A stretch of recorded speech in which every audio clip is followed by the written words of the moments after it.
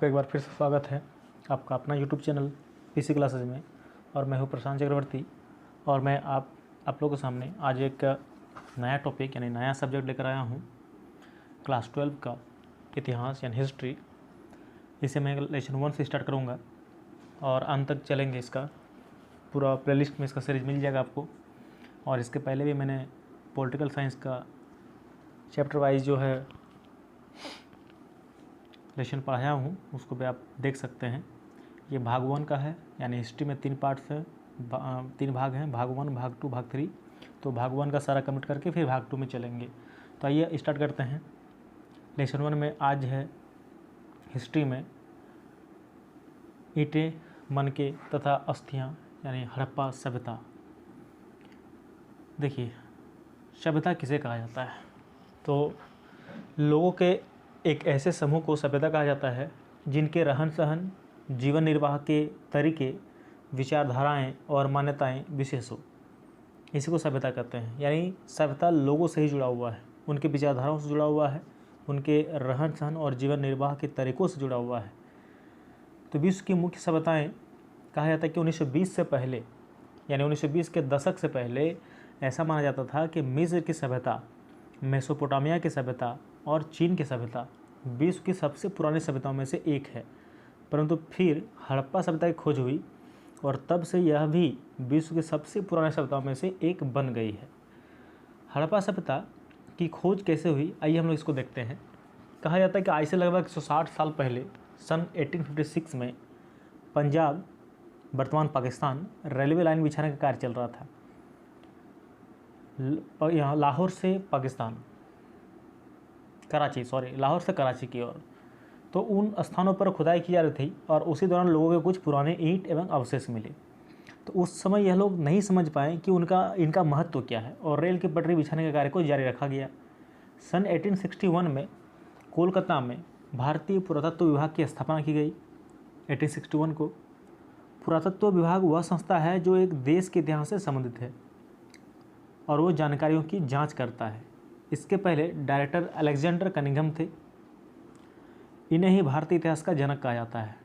Alexander Cunningham को भारतीय इतिहास का जनक कहा जाता है। इनके बाद जॉन मार्शल साहब आए। 1902 से 1928 पुरातत्व विभाग के डायरेक्टर बने और इन्हीं के दौर में, यानी जॉन मार्शल के दौर में हड़प्पा सभ्यता की खोज की गई।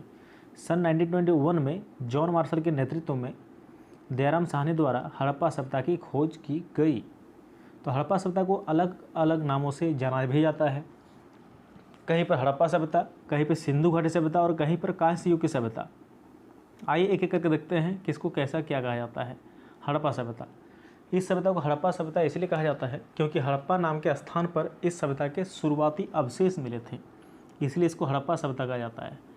सिंधु घाटी सभ्यता यानी इंडस वैली सिविलाइजेशन, इस सभ्यता को सिंधु घाटी सभ्यता कहा जाता है क्योंकि यह सिंधु नदी के किनारे बसी थी, इसलिए इसको कहा जाता है सिंधु घाटी सभ्यता, क्योंकि यह कहाँ बसा हुआ था? सिंधु घाटी के, मतलब सिंधु नदी के किनारे बसी थी। और अंतिम आता है कांस्य युग की सभ्यता। इस सभ्यता को कांस्य युग की सभ्यता इसलिए कहा जाता है क्योंकि इन्होंने तांबे में टीन को मिलाकर एक नई धातु की खोज की थी जिसको कांसा कहा जाता है, कांस्य। तो इस प्रकार हड़प्पा सभ्यता के 3 नाम पड़े। एक हड़प्पा सभ्यता खुद ही है क्योंकि ये हड़प्पा नामक स्थान पर खोजी गई थी। एक सिंधु घाटी इंडस वैली सिविलाइजेशन क्योंकि ये सिंधु नदी के किनारे बसी थी। और एक कांस्य युग सभ्यता है क्योंकि उस समय तक कांसा का जो है प्रचलन होने लगा था, मतलब तांबे और टीन को मिलाने से कांसा बन गया था। तो इस प्रकार हड़प्पा सभ्यता की भौगोलिक विशेषताएं देख लेते हैं। क्षेत्रफल लगभग 12,99,600 वर्ग किलोमीटर में फैला हुआ है।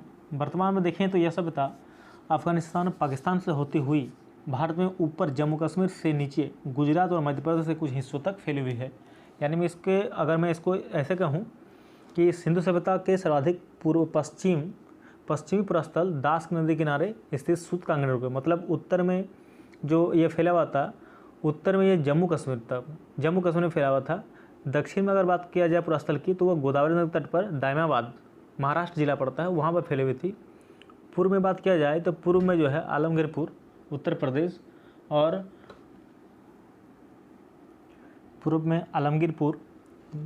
उत्तर प्रदेश में फैला था हिंड नदी किनारे पर। और पश्चिम की बात करें तो दास नदी किनारे पर सूतकांगड़, बलूचिस्तान यानी पाकिस्तान में यह फैला हुआ था। तो इस प्रकार हड़प्पा सभ्यता यानी सिंधु सभ्यता यानी कांस्य युग की सभ्यता 4 दिशाओं में फैली हुई थी। 4 दिशाओं का मैंने बताया, उसको आप याद रखिएगा। इस प्रकार देखा जाए तो सिंधु सभ्यता या सिंधु सभ्यता नगरीय सभ्यता थी और सिंधु सभ्यता से प्राप्त परिपक्व अवस्था वाले स्तरों में केवल 6 को ही बड़े नगर की संख्या दी गई है। और 6 बड़े नगर कौन कौन से हैं? एक है मोहनजोदड़ो, एक है हड़प्पा, गनवारेवाला, धोलावीरा, राखीगढ़ी और कालीबंगन। तो ये 6 बड़े नगर जो है उस समय तक ज्ञात थे। तो आगे कहा था कि सभ्यता को त्रिभुजाकार वाली सभ्यता भी कहा जाता है क्योंकि यह त्रिभुजाकार क्षेत्र में फैली हुई थी। मेसोपोटामिया और मिस्र की सभ्यता हड़प्पा सभ्यता की समकालीन सभ्यता है, यानी यह सभी सभ्यताएं विश्व में एक ही समय पर थी। कौन कौन सी? मेसोपोटामिया और मिस्र की सभ्यताएं। हड़प्पा सभ्यता का काल 2600 ईसा पूर्व से 1900 ईसा पूर्व तक माना जाता है। हड़प्पा सभ्यता में निर्वाह के तरीके क्या थे, यानी जीवन निर्वाह के तरीके कृषि, पशुपालन और शिकार। कृषि की अगर बात करें तो हड़प्पा सभ्यता के लोग मुख्य रूप से गेहूँ, जौ, दाल, बाजरा, सफ़ेद चना इत्यादि उगाते थे। सिंचाई के लिए नहरों एवं कुओं का प्रयोग करते थे। हड़प्पा की मोहरों में वृषभ बैल की जानकारी मिलती है। इससे अनुमान लगाया गया है कि हड़प्पा के लोग खेत जोतने के लिए बैल का प्रयोग किया करते थे। कई जगहों पर हल के प्रतिरूप भी मिले हैं जिनसे यह पता चलता है कि खेतों में हल के द्वारा जुताई की जाती थी।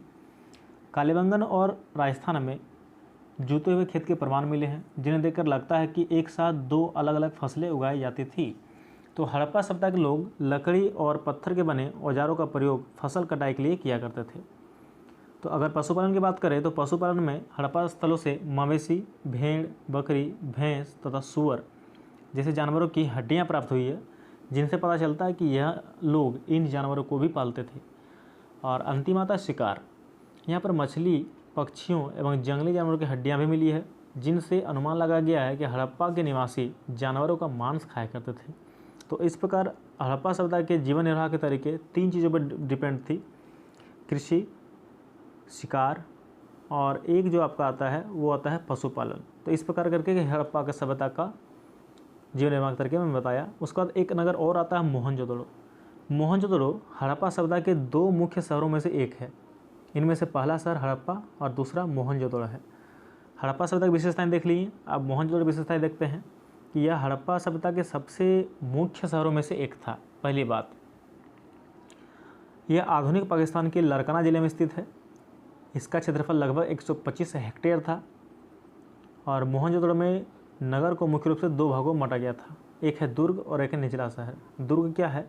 तो दुर्ग आकार में छोटा था, इसे ऊंचाई पर बनाया गया था और दुर्ग को चारों तरफ दीवारों से घेरा गया था। यह दीवार ही इसे निचली शहर से अलग करती थी। मतलब दुर्ग में जो दीवार बनाया गया था वो इसे निचला शहर से अलग करती थी। यह ऊंचाई पर बनाया गया था और यह आकार में छोटा था। जबकि निचला शहर की बात करें तो यह आकार में दुर्ग से बड़ा था। मतलब दुर्ग छोटा, निचला शहर बड़ा, और यह सामान्य लोगों के लिए बनाया गया था।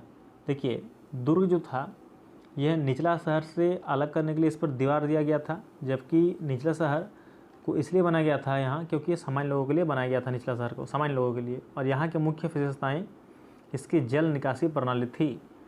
दुर्ग माल गोदाम यानी अन्न गृह जिसको बोलते हैं, यह एक बड़े आकार का गोदाम होता था जिसमें अनाज को रखा जाता था। और होता क्या था, यह दुर्ग में विशाल स्नानागार होते थे। दुर्ग पर बहुत बड़े बड़े स्नानागार के अवशेष मिले हैं। इनका आकार 12 मीटर लंबा, 7 मीटर चौड़ा और लगभग 2.4 मीटर गहरा था।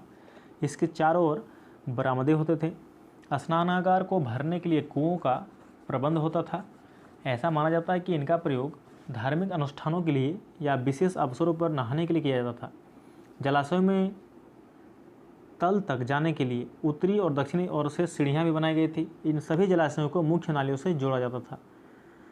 उसके बाद आता है निचला शहर। निचला शहर में सड़कें, देखिए कि मोहनजोदड़ो में सड़कें 4 से 10 मीटर तक चौड़ी थी। यहाँ सड़कें एक दूसरे को समकोण पर काटती थी और कई इतिहासकारों का कहना है कि सड़कों को इस तरह से बनाया गया था ताकि वह हवा के जरिए अपने आप साफ हो जाए। जल निकासी प्रणाली की क्या व्यवस्था थी यहाँ थी निचला शहर में? तो नियोजित ढंग से नाली एवं गलियों का निर्माण किया गया था। नालियों के निर्माण के लिए जिप्सम के गारे का प्रयोग किया जाता था। नालियों को ईंटों से ढका जाता था ताकि कूड़ा करकट से बचाया जा सके। वर्षा जल निकास के लिए विशेष प्रबंध किए गए थे। तो इस प्रकार लेसन 1 में जो हड़प्पा सभ्यताएं दी गई थी ईंटें बन के, तो ये पूरे ख़त्म होती है। कुछ एक एक्स्ट्रा चीज़ मैं बता देना चाहता हूँ, जैसे लोथल एवं सुतकोता जो था वो सिंधु सभ्यता का बंदरगाह था, और अग्निकुंड लोथल एवं कालीबंगन से प्राप्त हुए थे। अग्निकुंड सिंधु सभ्यता के लोगों ने नगरों तथा घरों के विन्यास के लिए ग्रिड पद्धति अपनाई थी। सिंधु सभ्यता में मुख्य फसल थी गेहूं और जौ। सिंधु सभ्यता के लोग मिठास के लिए शहद का प्रयोग करते थे। अगर मैं और कुछ ज़्यादा इसमें बताऊं तो सिंधु सभ्यता की जो लिपि थी वो भाव चित्रात्मक थी, यानी यह लिपि दाईं से बाईं ओर लिखी जाती थी। जब अभिलेख एक से अधिक पंक्तियों का होता था तो पहली पंक्ति दाईं से बाईं और दूसरी बाईं से दाईं ओर लिखी जाती थी। तो इस तरह सिंधु सभ्यता की खोज 1921 में राय बहादुर दयाराम साहनी ने की थी। और थोड़ा सा और देखा जाए तो जॉन मार्शल जो थे वो भारतीय पुरातत्व सर्वेक्षण विभाग के तत्कालीन महानिदेशक थे उस समय, और इन्होंने सिंधु घाटी नामक सभ्यता एक उन्नत नगरीय सभ्यता पाए जाने की विधिवत घोषणा जो की थी वो 1924 में की थी। चूँकि 1921 में इसकी खोज हो गई थी, लेकिन पब्लिकली अनाउंसमेंट जो किया था जॉन मार्शल ने वो 1924 में किया था, 1924 में। यहाँ पर 6 मुख्य बड़े बड़े नगर था, मैंने बता दिया आपको। तो इस प्रकार मोहनजोदड़ो के बारे में बात करूँ तो मोहनजोदड़ो मतलब मोहनजोदड़ो का एक सिंधी भाषा का शब्द है और जिसका अर्थ है मृतकों का टीला। तो हमें इतिहास को पढ़ने के लिए थोड़ा सा और पीछे चलना पड़ेगा, तब हम लोग इसको जान पाएंगे। जैसे प्रागैतिहासिक काल क्या है, आदि ऐतिहासिक काल क्या है, इतिहास क्या है। तो इसको पढ़ने के बाद हमें पता चलेगा कि और आगे में किस चीज़ का होता है। तो मनुष्य ने सर्वप्रथम एक चीज़ और बताते हैं, जिस धातु का प्रयोग किया था उसका नाम था तांबा, और जिस जानवर को सबसे पहले पालतू बनाया था वो था कुत्ता, और सबसे पहला जो औजार बनाया गया था वो था कुल्हाड़ी। ठीक, तो इस प्रकार करके, और कृषि का प्रथम उदाहरण जो है मेहरगढ़ से प्राप्त हुआ है, ये भी बात आप लोग याद रखिएगा। तो आई होप कि आपको वीडियो अच्छा लगा होगा। अगर आज वीडियो अच्छा लगे तो कृपया इसे लाइक कीजिए और अपने दोस्तों में शेयर कीजिए। अगर आप इस चैनल में नए हैं तो कृपया हमारे चैनल को सब्सक्राइब करें। मिलते हैं अगले चैप्टर पर, तब तक के लिए हैव ए नाइस डे।